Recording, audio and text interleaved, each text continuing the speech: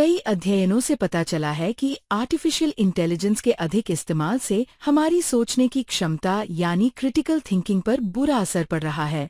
Internet पर किसी सवाल का जवाब या जानकारी ढूंढनी हो, ईमेल लिखना हो या कोई गाना सुनना हो, इन सब में आर्टिफिशियल इंटेलिजेंस का इस्तेमाल हो रहा है। हमारा कंप्यूटर इसी के आधार पर एल्गोरिदम के जरिए हमें फौरन जानकारी दे देता है। इससे हमारा काम आसान जरूर हो जाता है, लेकिन क्या हम इस पर जरूरत से ज्यादा निर्भर होते जा रहे हैं?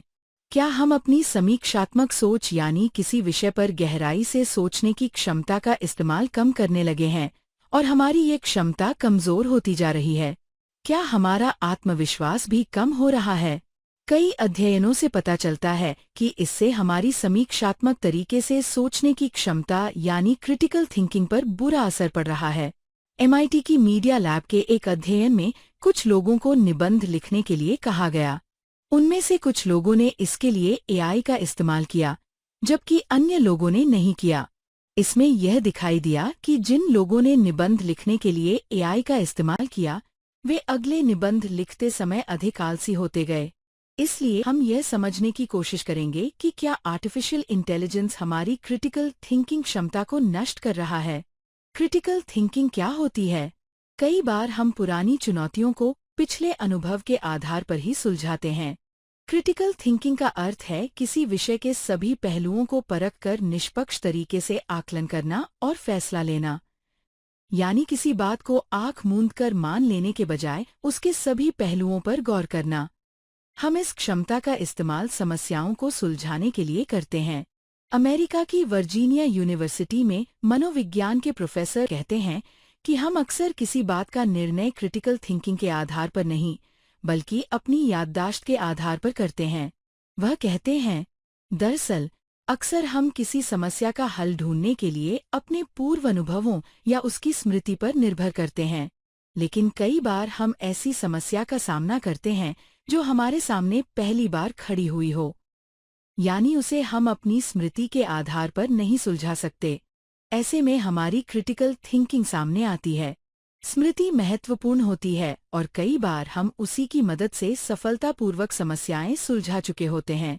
हालांकि क्रिटिकल थिंकिंग से भी कई बार समस्याएं आसानी से हल नहीं होती। हम जब कोई समस्या सुलझा लेते हैं तो वह हमारी याददाश्त में दर्ज हो जाती है और अगली बार वैसी चुनौती को हम पिछले अनुभव के आधार पर ही सुलझाते हैं।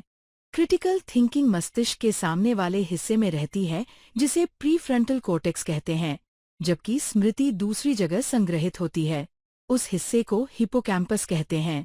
ज्यादा काम करने से प्रीफ्रंटल कॉर्टेक्स में टॉक्सिन जमा होते हैं, जिसकी वजह से हमें थकान महसूस होती है। इस थकान की वजह से ही हम क्रिटिकल थिंकिंग के बजाय अपनी याददाश्त पर निर्भर करना पसंद करते हैं।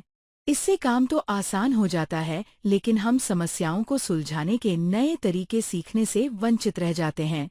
एक ही तरीके से समस्या सुलझाने से यह भी होता है कि हम दिमाग पर जोर डालना छोड़ देते हैं। क्रिटिकल थिंकिंग से दिमाग पर जोर तो पड़ता है, मगर वह अधिक तेज और सक्षम भी होता है। क्रिटिकल थिंकिंग से दो फायदे होते हैं।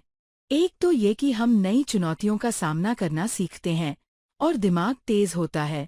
दूसरा बड़ा फायदा ये है कि जैसे जैसे हमारी उम्र बढ़ती है, अक्सर हमारे दिमाग की क्षमताएं कमजोर होने लगती हैं। लेकिन क्रिटिकल थिंकिंग दिमाग को बुढ़ापे में स्वस्थ और तेज रखने में मदद करती है। सवाल ये है कि AI किस तरह क्रिटिकल थिंकिंग के आड़े आता है। आर्टिफिशियल इंटेलिजेंस जनरेटिव AI कई बार चापलूसी वाले जवाब भी देता है। स्विट्जरलैंड के SBS बिजनेस स्कूल में मैनेजमेंट के प्रोफेसर, हमने उनसे जानना चाहा कि आर्टिफिशियल इंटेलिजेंस या AI को कैसे परिभाषित किया जाता है। उन्होंने कहा, इस परिभाषा के दो हिस्से हैं। आर्टिफिशियल यानी कृत्रिम और इंटेलिजेंस यानी बुद्धि, जो मशीन द्वारा संचालित होती है। यह दरअसल अपने काम में मनुष्य के दिमाग की नकल करता है। जैसे हम बच्चों को प्रशिक्षित करते हैं, उसी प्रकार AI को भी प्रशिक्षित किया जाता है। वह मनुष्यों के तर्क करने और समझने की क्षमता प्राप्त करता है, यानी मशीन उसमें उपलब्ध जानकारी का विश्लेषण करके फैसले करती है और कई कामों में हमारी मदद करती है। यहाँ तक कि हमारे लिए फैसले भी करती है। आर्टिफिशियल इंटेलिजेंस में कई प्रकार की जानकारी या डेटा का संग्रह होता है और वह उसी का आकलन करके हमें जवाब देता है। पहले कंप्यूटरों में सीमित जानकारी होती थी और सभी कंप्यूटर एक सवाल का एक ही जवाब देते थे। आर्टिफिशियल इंटेलिजेंस इस मामले में अलग है और वह अलग अलग प्रकार की जानकारियों के आधार पर संदर्भ और स्थितियों के अनुसार एक ही सवाल के अलग जवाब भी दे सकता है। वह नया डेटा इकट्ठा करता रहता है जिसे लार्ज लैंग्वेज मॉडल भी कहा जाता है। एआई एक एक शब्द का आकलन करके कयास लगाता है कि आप क्या जानना चाहते हैं, मगर वह संदर्भ को अच्छी तरह नहीं समझ पाता। लार्ज लैंग्वेज मॉडल इतिहास को नहीं समझता। इसके पास इतिहास के बारे में काफी जानकारी होती है और वह शब्दों का आकलन करके समझने की कोशिश करता है कि आप क्या जानना चाहते हैं और उसी हिसाब से जवाब देता है।